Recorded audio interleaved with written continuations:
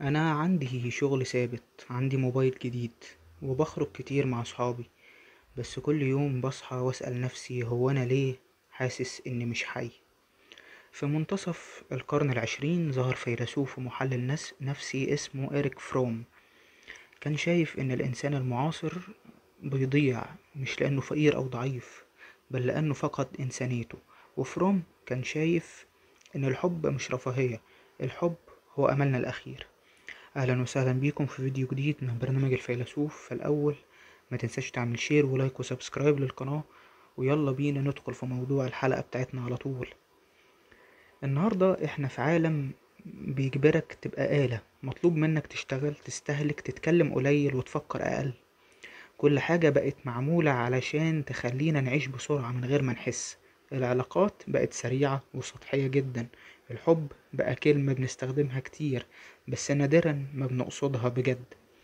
إريك فروم شايف إن الإنسان الحديث أصبح مغترب عن نفسه وعن الناس وعن الحياة كمان.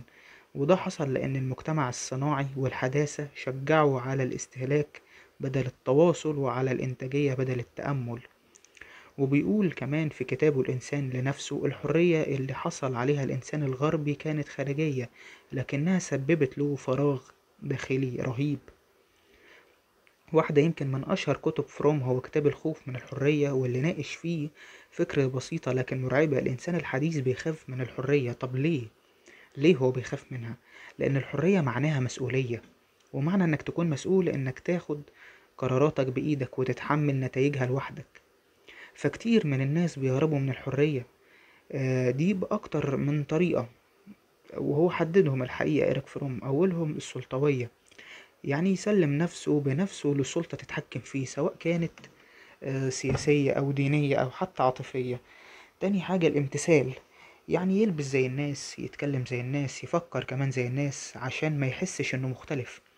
تالت حاجة العدوانية التدميرية، يتحول لعنصر هدام، ينتقم من العالم اللي حاسس انه غريب فيه. وفروم بيقول الحرية الحقيقية مش بس انك تتحرر من شيء، لكنها انك تتحرر من اجل شيء. كمان يمكن إريك فروم ليه كتاب مهم اسمه الإنسان المستهلك، بيشرح فيه فرق جوهري بين أسلوبين في العيش: نمط الاستهلاك واللي بيقول أنا موجود علشان أمتلك أكتر، ونمط الوجود اللي هو بيقول أنا موجود علشان أعيش وأفكر وأحب كمان. نمط الامتلاك، الإنسان بيفتخر بالحاجات اللي عنده: عربية، بيت، شريك حلو، متابعين على السوشيال ميديا. لكن في نمط الوجود، الإنسان بيفتخر بنفسه، بصدقه، بإنسانيته وبعلاقاته بالناس.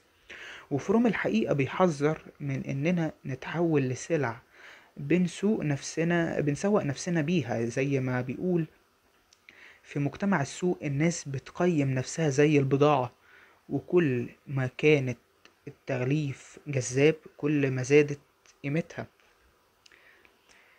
إيريك فروم كمان ليه كتابه اللي أنا بشوفه من أهم الكتب اللي ممكن الناس تقراها، وهو فن الحب، واللي كان بيقول فيه إن الحب مش حالة بتحصل فجأة ولا شعور سحري، لا، الحب فن لازم كلنا نتعلمه.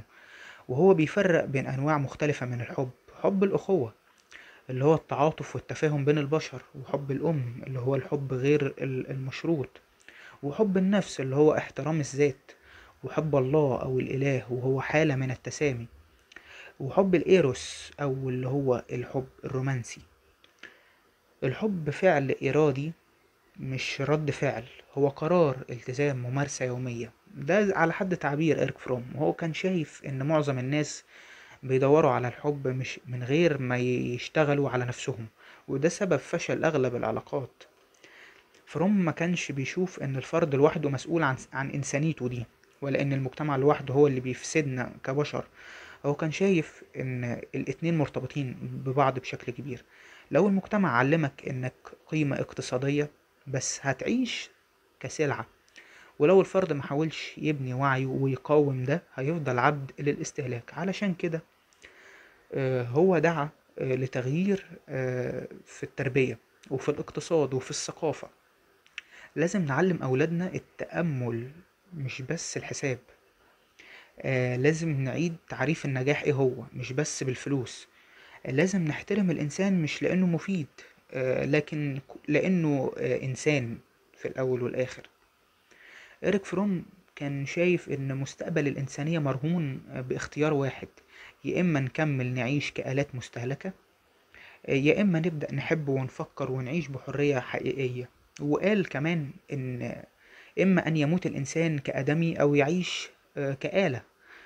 وهو كان مؤمن إن الحب مش عاطفة، لكن كموقف من العالم هو الطريقة الوحيدة لإنقاذ إنسانيتنا. أم، يمكن تكون البداية بسيطة، بس هي دي اللحظة اللي إريك فروم كان بيحلم بيها.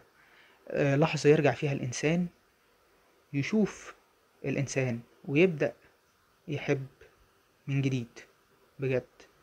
في نهاية الفيديو دي كانت حاجات بسيطة من أفكار إريك فروم. آم، ما توفيش الراجل ده كل حقه الحقيقة، لأن هو مفكر كبير وعالم نفس محترم. طبعا أنصح لكم تقروا له الحاجات اللي هو كتبها. هسيب لكم طبعا مصادر الفيديو تحت في الديسكريبشن بتاع الفيديو. وهستنى رأيك تقول لي حابب نتكلم عن مين مفكرين تانيين فادوا البشرية بأفكارهم وثقافتهم. في نهاية الحلقة دي كان كل حاجة قلتها عن إريك فروم. في نهاية الحلقة انت هنا كنت في برنامج الفيلسوف. ما تنساش تعمل شير ولايك وسبسكرايب للقناة، وتكتب لي رأيك في الكومنتس تحت. واشوفكم في فيديو جديد. سلام.